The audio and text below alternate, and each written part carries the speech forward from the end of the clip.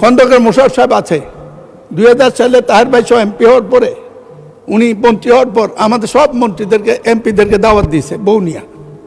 আমি আবার বৌনিয়া কোথাও যাই না, কারণ কোন জায়গায় কে কি বলে দেয় বিপদে পড়বো, পারো তো যাই না।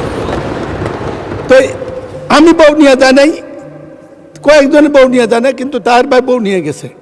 ঢুকার পর দেখি একটা কিছু হাঁটতেছে। আমি বললাম যে তাহের ভাই ভাবি কই? কই যে ওই যে। আমি বললাম আপনি যে বদলাই আনেন না, এটা কেমনি বুঝবো? মাননীয় স্পিকার, আমাদের হাউসে আমাদের বোনেরা এসছে এমপি হইয়া, আপনি অভিনন্দন জানাচ্ছেন, আমি অভিনন্দন জানাতে চাই। সবাই মেধাবী, দুইজনের বক্তৃতা শুনছি, আগামী দিনে কিছু করতে পারবে, ভবিষ্যৎ আছে, লেখাপড়া জানা। কিন্তু বুঝলাম না তো কারা আপনারা ভিতরে কে?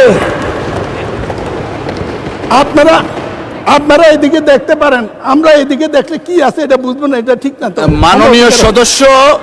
মাননীয় সদস্য প্লিজ পার্সোনাল ফ্রিডম নিয়ে কথা বলা উচিত না। ঠিক না।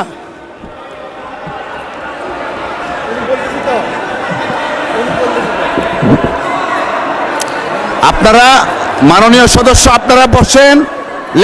মাননীয় স্পিকার বসেন। প্রতিবাদ করা।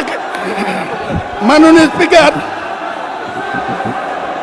মাননীয় স্পিকার, মাননীয় সদস্যবৃন্দ আপনারা বসেন। কাউকে কিছু বলিনি, অতীত একটি ঘটনা আমার গল্প বলেছি।